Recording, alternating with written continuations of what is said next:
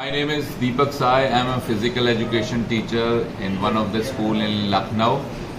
For this channel, especially for the boys of physical education, मैं कुछ tips देना चाहता हूँ how to write a physical education question paper.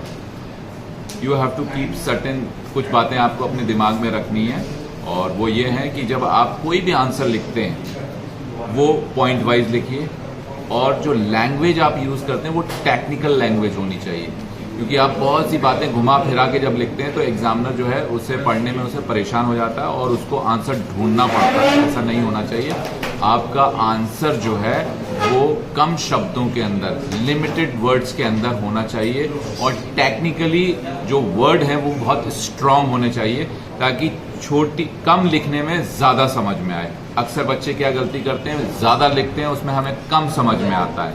इसलिए आप कम लिखिए और ज़्यादा समझ में आए तो इसलिए एग्जामिनर को भी इजी हो जाती है कॉपी चेक करने के लिए and you will get full marks also. हमेशा याद रखिए फिजिकल एजुकेशन के अंदर बहुत ज़्यादा मत लिखिए, इलॉबरेट मत करिए, कम से कम शब्दों के अंदर अपने आंसर को दीजिए and for that you should know what is technical language. तो इस बात को ध्यान रखिएगा और इसी तरीके से अपनी प्रिपरेशन करिए और जितना हो सके जो है पॉइंट्स में आंसर लिखिए ताकि वो पॉइंट वाइज हो। हेडिंग डाल के लिखिए, एक वर्ड जो है की वर्ड्स लिखिए और फिर उसको अगर एक्सप्लेन करना है तो एक्सप्लेन करिए। दूसरी चीज़ वेरी इंपॉर्टेंट, जितना क्वेश्चन आंसर मांग रहा उतना ही दीजिए।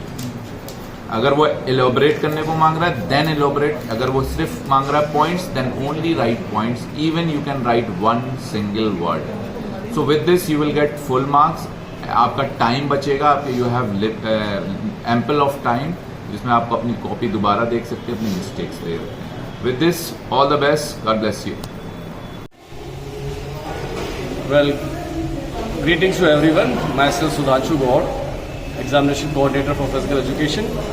So as the suggestion which I can give that how you can score 100% marks in your examination is, the first thing is you have to go through each and every topic. You cannot leave any of the topic, the very first thing. The other thing is, because games portion also covers a lot of portion, and my biggest suggestion to you is please opt for 3 games instead of 2. So the answers are not very lengthy. So what you can do, you can prepare 3 games which will give you an extra cushion, an extra edge where you can score full marks. Now when we have section A and section B where we have the sub parts, I would again request you, I will always suggest you to do all the questions there. It again gives you an extra edge that in case in any of the questions if you have not answered properly and your marks have been deducted, this portion of yours where you have done, maybe it can give you full marks. So work hard and all the best from my side. Thank you so much. Hello friends, मैं sir Anil Srivastava और मैं physical education teacher हूँ inter college में। और आज मैं आपको कुछ बताना चाह रहा हूँ। अभी करेक्शन चल रहा था तो क्या मिस्टेक बच्चे अक्सर करेक्शन में करते हैं, तो उसके बारे में थोड़ा सा आपको बताना चाहूँगा। सबसे पहले कि जब आप कोई आंसर कर रहे हो तो उस क्वेश्चन का जो जिस्ट है, जो 4 से 5 लाइन आपको पहले डालना। फॉर एग्जांपल अगर आप इंटरवल ट्रेनिंग लिख रहे हो तो इंटरवल ट्रेनिंग में अगर आप लिख देते हो 3 से 4 लाइन कि ये बेसिकली इंडोरेंस पावर डेवलप करने की ट्रेनिंग की जाती है, इसमें रिकवरी और रेस्ट के आधार पे ये होती है, वर्क एंड रेस्ट के आधार पे ये होती है, ठीक है। और हार्ट बीट 120 to 180 जाती है और रेस्ट पीरियड में फिर 120 आती है। अगर इस तरह आप लिखते हो तो वो फुल मार्क्स पहले ही फिर आप एक्सप्लेन कर दीजिए उसको लिखने के बाद। दूसरी चीज़ है, बहुत सारे बच्चे आंसर करने के बाद कंफ्यूज हो जाते हैं, उसको काट के दूसरा आंसर लिख देते हैं। तो प्लीज़ जब दूसरा आंसर आप लिखिए तो उसको काटिए मत, ऐसे छोड़ दीजिए।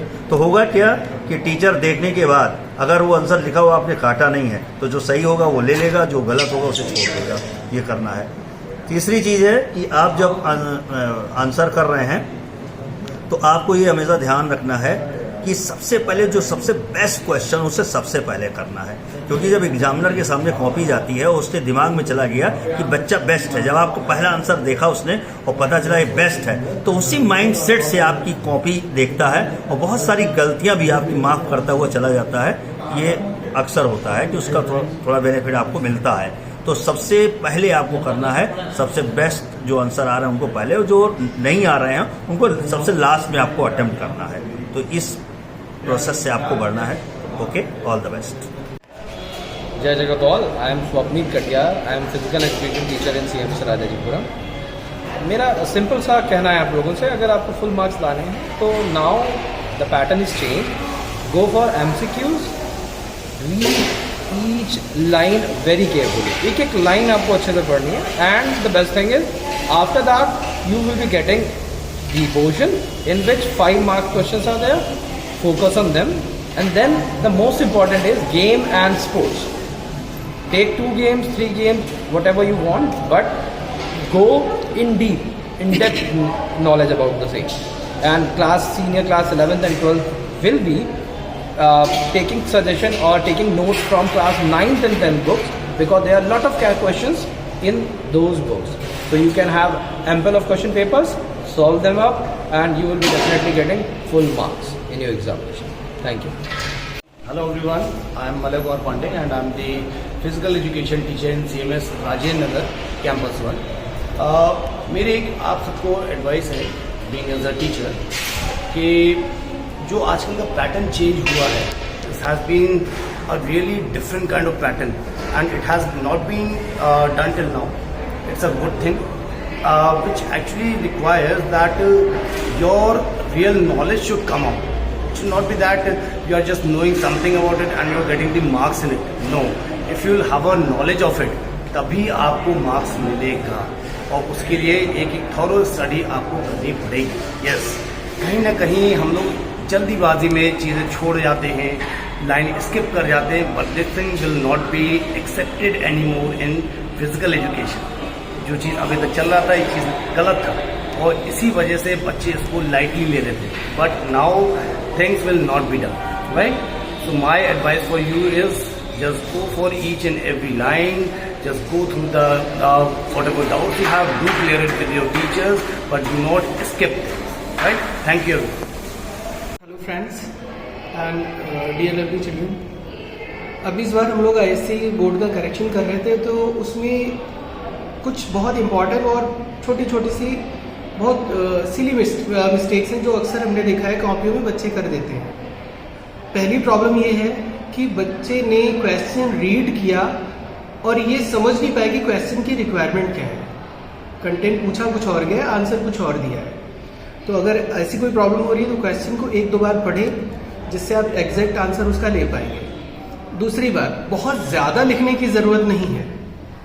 कम लिखो और इम्पॉर्टेंट चीज़ें लिखो तो उस पर मार्क्स बहुत अच्छे मिलते हैं. दूसरा, जो सेक्शन ए है, अगर आप 100 आउट ऑफ 100 सोच रहे हैं तो आपको सेक्शन ए पे बहुत ज़्यादा फोकस करना है और स्पेशली जो क्वेश्चन सेक्शन ए के जो फर्स्ट 10 क्वेश्चंस हैं उन पे, और उनकी प्रिपरेशन आप चैप्टर वाइज अभी से स्टार्ट कर दीजिए क्योंकि लास्ट टाइम बहुत ज़्यादा प्रॉब्लम होती है. फिर आप नोट्स और इधर उधर जो मैंने देखे हैं बहुत सारे नोट्स वायरल होते हैं और ऑथेंटिक नहीं हैं, आप उनको पढ़कर आते हैं जिसमें ये प्रॉब्लम होती है. और सबसे ज़्यादा इम्पॉर्टेंट चीज़ है आपकी खुद की हैंड राइटिंग. एटलीस्ट अपनी हैंड राइटिंग को अभी ऐसे मैनेज करिए कि जो आप लिख रहे हो उसको पढ़ने में आए, आप खुद भी पढ़ पाएँ. तो एग्जामिनर आप सोच के देखिए इतनी सारी कॉपियाँ चेक करता है और अगर वर्ड्स राइटिंग लिखी होती है तो पढ़ता ही नहीं है. तो जो डिजर्विंग पॉइंट्स होते हैं वो फिर आपको मिल नहीं पाते बेटा. तो फोकस करिए थोड़ा सा राइटिंग पे भी, और बाकी जो आपके सब्जेक्ट टीचर्स हैं उनसे टच में रहिए, उनसे बात करिए. डे 1 से उनके साथ लग जाइए 100 की प्रिपरेशन के लिए, क्योंकि ये आप बहुत अच्छे से जानते हैं कि फिजिकल एजुकेशन इन फ्यूचर आपके लिए एनर्जी बूस्टर का काम करेगा. ठीक है, तो ये ऐसा सब्जेक्ट है जो आपकी परसेंटेज को बूस्ट करता है. लेकिन अगर आपने इसको इग्नोर किया, मैं इग्नोर वर्ड इसलिए यूज़ कर रहा हूँ कि ये भी इक्वली इंपॉर्टेंट है जो बाकी सब्जेक्ट्स हैं उनके. मैं ये नहीं कहता कि बाकी सब्जेक्ट पे फोकस मत करिए, मैं सिर्फ ये कह रहा हूँ कि इसको इग्नोर मत करिए. ठीक है, चलो, thank you so much and all the very best. Hello friends, today I am going to discuss the type of problem we people used to face while checking the answer scripts. What you people do, you keep on writing different things because you normally consult different books and might be the whatever the knowledge have been given by the teacher, that is different, right? I'm not saying that you are wrong, but whatever the things you are writing on your answer script, it should be very, very clear. and up to the mark, to the point, and the best thing, how you are going to score the marks. It's better for you people to justify your answer. Whatever the answer you people are giving, justify your answer by a suitable example. And if possible, give the diagram as well as the flow chart. These three things, along with the explanation, I can guarantee you that nobody in this planet is going to deduct the mark. If you people really want to score 100 marks, do this. All the best. Leave the rest.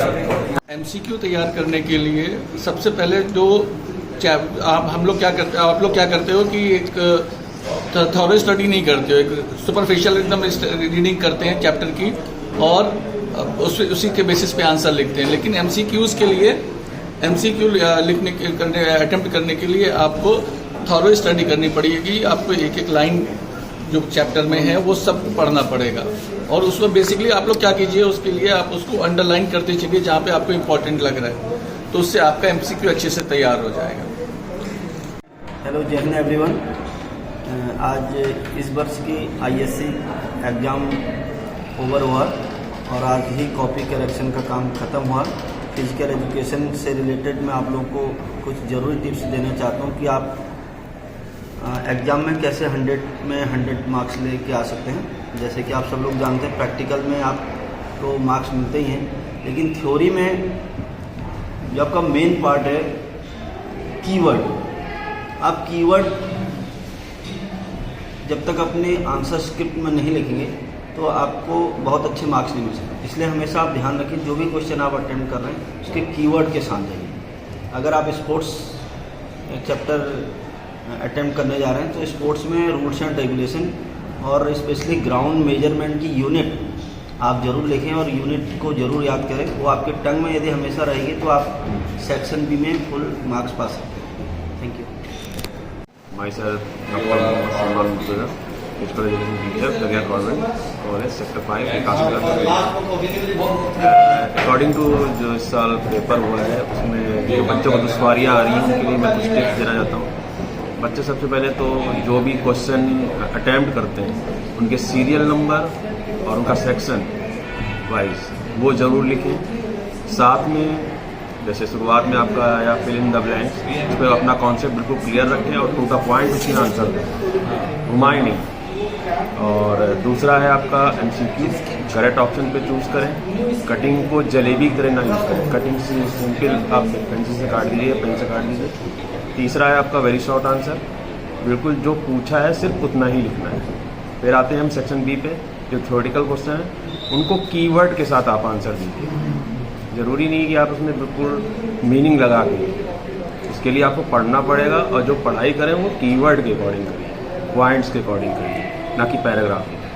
Section C में आप आ रहे हैं, section C में भी आपके 1 number वाले question हैं, वो सिंगल लाइन में भी आंसर हो सकता है, या अगर आप उस आंसर को और जस्टिफाई करना चाह रहे हैं तो उसके लिए भी आप पॉइंट में आंसर दीजिए सीरियल वाइज. और क्वेश्चंस ऐसा ना करिए कि आपस में जोड़ दीजिए. कई सारे बच्चे ऐसे थे जिन्होंने क्वेश्चन नंबरिंग नहीं करी थी, पैराग्राफ लिखा है, पता लगा उसके अंदर 3-3 आंसर है, या ज़्यादा क्वेश्चन अटेम्प्ट कर लिए कि नहीं ये अच्छा हो जाएगा तो इस पर नंबर हमें अच्छा मिल जाएगा.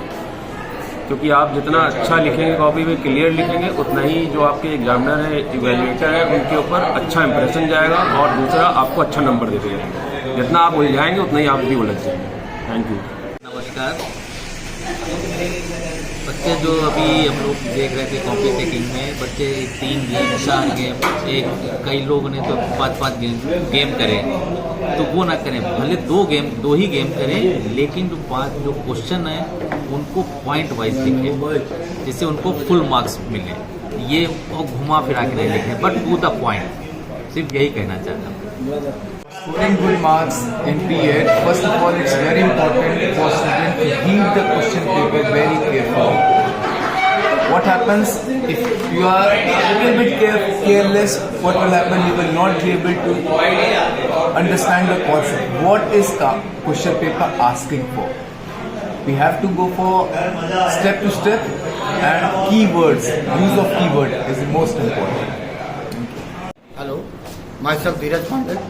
मैं ये कहूँगा कि पढ़ाई के लिए आप कोई भी चैप्टर हो, चैप्टर में आप पहले पेंसिल से उसको रीड कीजिए। रीड करने के बाद जो भी आपके पॉइंट्स हैं उनको पेंसिल से साइड में लिख लीजिए।